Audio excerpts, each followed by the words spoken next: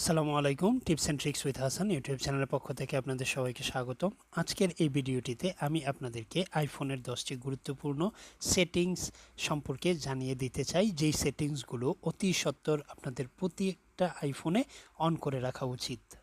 তাহলে চলুন কথা না বাড়িয়ে শুরু করা যাক।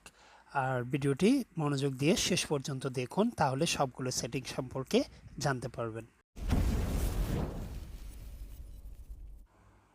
আমি এখন আজকের প্রথম যেই গুরুত্বপূর্ণ সেটিংসটা নিয়ে কথা বলবো সেটা হচ্ছে এই কন্ট্যাক্টস অ্যাপের মধ্যে পাবেন। সো এখানে গেলে আমি যেমন এটা আমার আব্বুর নাম্বার, সো আমি আমার আব্বুর নাম্বারটাকে ইমার্জেন্সি কন্ট্যাক্ট হিসেবে সেভ করে রেখেছি এখানে। এবং দেখুন, আমরা মাঝে মধ্যে কিন্তু বিশেষ করে আমি আমার ফোন সাইলেন্ট রেখে ইউজ করতে পছন্দ করি। হয়তো মাঝে মধ্যে ভাইব্রেশনটা অন করা থাকে, বাট মাঝে মধ্যে তাও থাকে না। এবং রাতের বেলা টোটালি রাতে, বিকজ আমি কর্মজীবী মানুষ, সো আমি ডু নট ডিস্টার্ব মোডটা অন করে রাখি রাতের বেলা। এতে করে সবচেয়ে বড় যে সমস্যাটা হয়, অনেক সময় অনেক প্রয়োজনীয় কলও আমরা ধরতে পারি না বা রিসিভ করতে পারি না, বা আমরা নোটিফিকেশান বা কোনো ধরনের অ্যালার্ট পাই না। বাট এই পদ্ধতিতে আপনি চাইলে আপনি বেশ কিছু নাম্বার অ্যাড করে রাখতে পারবেন, যাদের কাছ থেকে আপনার ফোন সাইলেন্ট থাকলেও নোটিফিকেশান পাবেন, ডু নট ডিস্টার্ব মোড থাকলেও নোটিফিকেশান পাবেন। তো প্রথমে সেই কন্ট্যাক্টে গিয়ে উপরে এডিট ক্লিক করলে, এডিটের পরে তারপরে আমরা একটু স্ক্রোল করে নিচের দিকে গেলেই আমরা প্রথমেই যে জিনিসটা দেখব, রিংটোন ডিফল্ট থাকতে পারে। সো আমাদেরকে এটা যেটা করতে হবে, একেবারে উপরের অপশনটা দেখুন, ইমার্জেন্সি বাইপাস। সো এইখানে গিয়ে আমাদেরকে এটা টার্ন অন করে দিতে হবে। তো আমরা যদি ইমার্জেন্সি বাইপাসটা অন করে দেই, তাহলে দেখুন এখানে অলরেডি চলে আসছে নাম্বারের নিচে ইমার্জেন্সি বাইপাস অন করা আছে। তো এখন থেকে আমার do not disturb mode on থাকুক বা সাইলেন্ট থাকুক, আমি অ্যালার্ট পাবো যে আমার ফোনে কল আসছে আমার এই ইমার্জেন্সি নাম্বারটা থেকে। এভাবে আপনি আরও কন্ট্যাক্ট অ্যাড করে নিতে পারেন। আমাদের দ্বিতীয় যে গুরুত্বপূর্ণ সেটিংসটা নিয়ে এখন আমরা কথা বলবো, এটা পাবেন আমাদের সেটিংসের মধ্যে। সো প্রথমেই সেটিংসে গেলে তারপরে আমাদেরকে যেতে হবে ফেস আইডি এবং পাসকোডে। সো ফেস আইডি এবং পাসকোডে যাওয়ার পরে হয়তোবা আপনার পাসকোড চাইবে, আমার পাসকোড আমি দিয়ে নিচ্ছি। এখন একটু নিচে গেলেই require attention for face ID. So এই যে অপশনটা, এটা সবসময় টার্ন অন করে রাখবেন। এটা অন করে রাখলে যেটা হবে, এখানে দেখুন লিখেছে, true depth camera will provide an additional level of security by verifying that you are looking at iPhone before unlocking. Some sunglasses may block attention detection. এতে করে সুবিধাটা হবে সেটা হচ্ছে, অনেকেই যদি আমাদের মুখের সামনে এসে আমাদের ফেস আইডি দিয়ে আমাদের ফোনটা আনলক করতে চায়, তাহলে সচরাচর ফোনটা খুব সহজে আনলক হবে না। ঠিক আছে? এবং যদি সানগ্লাস পরেও যদি মাঝে মধ্যে আমরা ফোনটা আনলক করতে যাই, সেক্ষেত্রেও হয়তোবা নাও হতে পারে। ঠিক আছে? হয়তোবা সানগ্লাস খুলে তারপরে করতে হতে পারে। সো এটা করলে সুবিধাটা এটাই যে যে কেউ আমাদের মুখের সামনে ধরে আমাদের ফোনটাকে ফেস আইডি দিয়ে, আমাদের ফেস আইডি ব্যবহার করে আমাদের ফোনটা আনলক করতে পারবে না। তো এবার চলুন 3 নাম্বার সেটিংসটা সম্পর্কে কথা বলা যাক। সো আমাদের যেই তৃতীয় সেটিংসটা আছে এখানে, এটা ওয়াইফাইতে যেতে হবে। যে কোনো ওয়াইফাই আপনি কানেক্টেড আছেন, সেই ওয়াইফাইতে আপনি ক্লিক করে আপনি এখানে দেখুন আমাদের যেই তৃতীয় অপশনটা আছে প্রাইভেট অ্যাড্রেস, এই প্রাইভেট অ্যাড্রেসটা আপনি অন করে রাখতে হবে।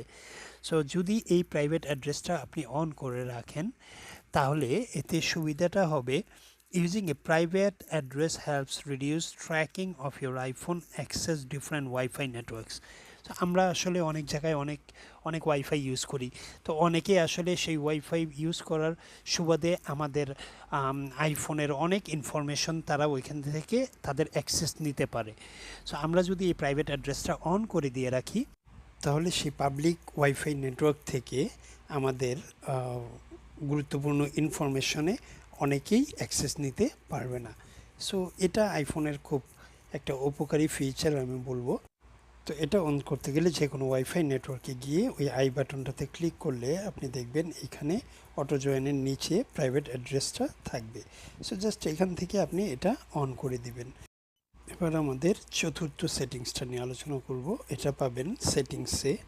সেটিংস ওপেন করে সেটিংস থেকে আমাদেরকে যেতে হবে পাসওয়ার্ডসে। পাসওয়ার্ডসে গেলে অবশ্যই ফোন আনলক করতে বলবে, আমি ফেস আইডি দিয়ে আনলক করে নিলাম। বেসিক্যালি এটা কি করবে আসলে, আমাদেরকে যেটা করতে হবে এই সিকিউরিটি রিকমেন্ডেশনটা অন করে দিতে হবে। সো এটা অন করলে কি হবে, detect compromised password. So detect compromise পাসওয়ার্ডটা হচ্ছে, দেখুন যে আপনি যতগুলো ওয়েবসাইটে আপনার পাসওয়ার্ড ইউজ করেছেন আপনার আইফোনে, সব কিছুই এখানে আপনি পাবেন। সো এখানে উপরে দেখুন অলরেডি একটা অ্যালার্ট চলে আসছে আমার। আমি যদি অ্যালার্টটা ওপেন করে আপনাদেরকে দেখাতে যাই, তার মানে আমি সেম পাসওয়ার্ড দুই জায়গায় ইউজ করেছি, একটা ফেসবুক এবং অন্য একটা ওয়েবসাইটে আমি মুভি ডাউনলোড করার জন্য আমি সেই ওয়েবসাইটে সাইন আপ করে ওখানে আমি ইউজ করেছিলাম। সো অ্যাপল থেকে অলরেডি আমাকে একটা ওয়ার্নিং দিয়ে দিচ্ছে যে আমার অ্যাকাউন্টটা একটা হাই রিস্কের মধ্যে আছে, তাহলে অবশ্যই আমাকে অতি সত্বর এখান থেকে পাসওয়ার্ড চেঞ্জ করে নিতে হবে। সো এটা অন করে নিতে পারেন। এবার তাহলে চলুন শুরু করা যাক সেটিং নাম্বার 5। তো সেটিং নাম্বার 5-এ আমাদের যেই দরকারি একটা সেটিং নিয়ে আলোচনা করব এখানে, সেটা হচ্ছে মেইল। সো মেইল সেটিংস, হ্যাঁ, মেইল আমরা সেটিংস থেকে মেইলে যাব। মেইলে যাওয়ার পরে একটু নিচে গেলেই নিচের দিকে দেখবেন ব্লক সেন্ডার অপশন। এখানে ক্লিক করলে দেখা যাবে উপরে মার্ক ব্লক সেন্ডার। তো এটা অন করে রাখবেন সবসময়। তারপরে যে অপশনটা আছে এখানে দেখুন লিভ ইন ইনবক্স দেওয়া আছে, ইনবক্সে টিক দেওয়া আছে। তার মানে ইভেন দো আমি যদি কাউকে ব্লক করে দিই তারপরেও আমার মেসেজগুলো ইনবক্সে এসে থাকবে। ঠিক আছে, তো আমি যদি মুভ টু বিনটা ক্লিক করে দিই তাহলে দেখা যাবে, আমি মুভ টু বিনটা সিলেক্ট করে দিলে তাহলে মেলগুলো আসলে মেলগুলো সরাসরি বিনে চলে যাবে। ঠিক আছে, তো এটা অন করে রাখতে পারেন। আমাদের যে সেটিং নাম্বার 6 সেটা হচ্ছে মেসেজ সম্পর্কে। সো আমাদেরকে প্রথমেই যেতে হবে সেটিংসে, তারপরে খুঁজতে হবে মেসেজ। এই মেসেজে যাওয়ার পরে আমাদেরকে মেসেজ, ওকে মেসেজ পেয়ে গেছি। এবার আমাকে যেতে হবে নোটিফাই মি।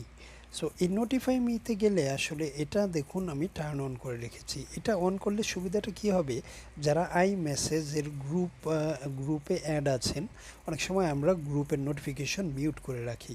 সো আপনি এটা অন করে রাখলে কেউ যদি আপনাকে মেনশন করে তাহলে আপনি নোটিফিকেশন পাবেন। সেটিং নাম্বার 7-এ আমাদের আছে খুবই দরকারি আরেকটা জিনিস। তো সেটা অন করতে গেলে আমাদেরকে প্রথমে যেতে হবে সেটিংস, তারপরে আমরা খুঁজবো ম্যাপ। ওকে, ম্যাপসে যাওয়ার পরে আমরা একটু স্ক্রোল ডাউন করে নিচের দিকে নামবো। আমরা নামার পরে দেখুন ক্লাইমেট একটা অপশন পাবেন। এই ক্লাইমেট অপশনে দেখবেন এয়ার কোয়ালিটি ইন্ডেক্স এবং ওয়েদার কন্ডিশন, এই দুটা আমি টার্ন অন করে রেখেছি। সো এই দুইটা টার্ন অন করে রাখলে সুবিধাটা হবে কি, ম্যাপে যদি যান আপনি অ্যাপেল ম্যাপে যাওয়ার পরে আপনি যেখানেই থাকুন না কেন, আপনি যদি আপনার ওখানে ক্লিক করার পর নিচে এইখানে দেখবেন আপনি স্যাটেলাইট অন করে 3Dটা আপনি অন করে নিতে পারেন, তাহলে আরও খুব সুন্দরভাবে আপনি এটার রেজাল্টটা পাবেন।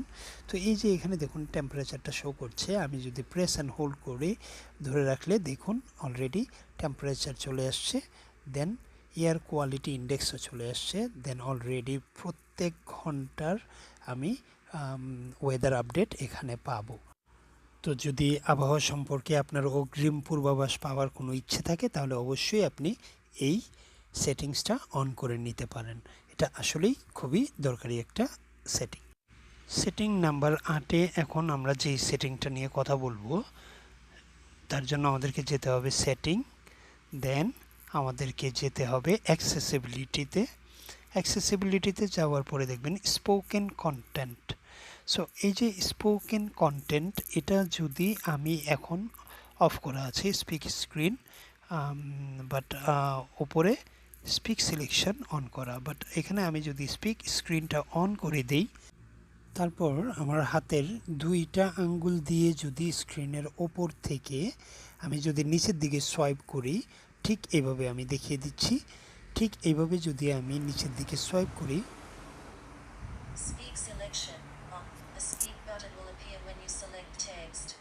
তাহলে দেখবেন আমার স্ক্রিনের যাবতীয় যা কিছু আছে সব কিছু আমাকে পড়ে শোনানো হবে।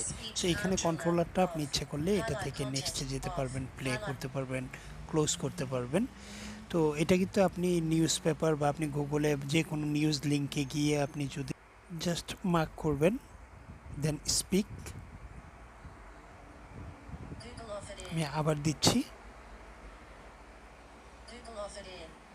তো আপনার স্ক্রিনের যাবতীয় সব কিছু আপনাকে পড়ে শোনানো হবে। এবার দুঃখের বিষয়, এটা বাংলা পড়তে জানে না এখনও, হয়তো কোনো একদিন হবে। তো এখন আমাদের সেটিং নাম্বার 9 যেটা আছে সেটা পাবো সেটিংসে। সেটিংস থেকে যেতে হবে ডিসপ্লে অ্যান্ড ব্রাইটনেসে।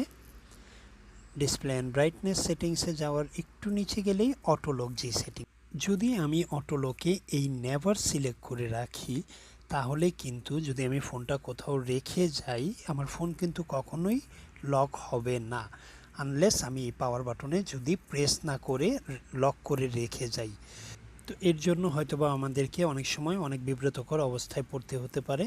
তো সবচেয়ে বেস্ট অপশন হবে আপনি যদি 1 মিনিট বা 30 সেকেন্ডে দিতে পারেন। সো আমার মতে 1 মিনিট দিয়ে রাখাটাই সবচেয়ে বেস্ট অপশন। আমাদের সর্বশেষ সেটিংটা হচ্ছে, আজকে সেটিং নাম্বার 10 হচ্ছে হোম স্ক্রিন সম্পর্কে। সো এখানে দেখতে পাচ্ছেন আমি আমার হোম স্ক্রিনটাকে কীভাবে কাস্টমাইজ করেছি। এটা আমার অ্যাপ লাইব্রেরি। আর যদি আমি ডান দিকে সোয়াইপ করি তাহলে দেখুন এটা হচ্ছে স্ট্যাপস উইজেট। এই উইজেটগুলো সম্পর্কে আমার ভিডিও তৈরি করা আছে, খুব সুন্দর সুন্দর উইজেট সম্পর্কে দেখে নিতে পারেন, আমি ডিসক্রিপশন বক্সে লিঙ্ক দিয়ে দেবো। ঠিক আছে। তো আসলে আমি আমার স্ক্রিনে আমি অনেক অ্যাপ অ্যাড করে রাখতে চাচ্ছি না, এই জন্য আমি চাচ্ছি আমার অ্যাপগুলো যেন সব অ্যাপ লাইব্রেরির মধ্যে থাকে। ঠিক আছে। সো এই সেটিংসটা করার জন্য আমাকে যেটা করতে হবে, আমাকে যেতে হবে সেটিংসে, এবং তারপরে আমাকে যেতে হবে হোম স্ক্রিনে। হোম স্ক্রিনে যাওয়ার পরে এখানে প্রথম অপশনটা যেমন দেখতে পাচ্ছেন, এখানে নিউলি ডাউনলোডেড অ্যাপগুলো কোথায় যাবে, আমি যদি অ্যাড টু হোম স্ক্রিন দিয়ে দিই তাহলে হোম স্ক্রিনে এসে থাকবে, আর আমি যদি অ্যাপ লাইব্রেরি অনলি দিয়ে রাখি তাহলে অ্যাপ লাইব্রেরিতে গিয়ে থাকবে। সো আমি অ্যাপ লাইব্রেরিতে দিয়ে রাখতেই স্বাচ্ছন্দ্য বোধ করি, যেমন এখানে থাকবে এবং নোটিফিকেশনগুলো এখানে শো করবে। সো আমি এখান থেকে যে কোনোটা আমি যখন প্রয়োজন হবে যে কোনোটা আমি ওপেন করে নিতে পারবো। ঠিক আছে। তো এভাবে শর্টকাট করে আসলে আপনি আপনার হোম স্ক্রিনটাকেও কাস্টমাইজ করতে পারেন। আমার হোম স্ক্রিনটাকে আমি যেভাবে এরকম দরকারি উইজেটগুলো দিয়ে কাস্টমাইজ করেছি, এটা করতে হলে ডেসক্রিপশন বক্সে একটা ভিডিও পাবেন, সেটা দেখলে এই সবগুলো উইজেটের নাম এবং সব কিছু দেওয়া আছে, এবং কীভাবে কাস্টমাইজ করবেন সব কিছু আমি দিয়ে রেখেছি। তো যদি ভিডিওটি আপনাদের ভালো লেগে থাকে তাহলে অবশ্যই ভিডিওটিতে একটি লাইক দিবেন এবং চ্যানেলটি সাবস্ক্রাইব করে সাথে থাকবেন। ধন্যবাদ আপনাদেরকে ভিডিওটি দেখার জন্য। ভালো থাকবেন, সুস্থ থাকবেন। আসসালামু আলাইকুম।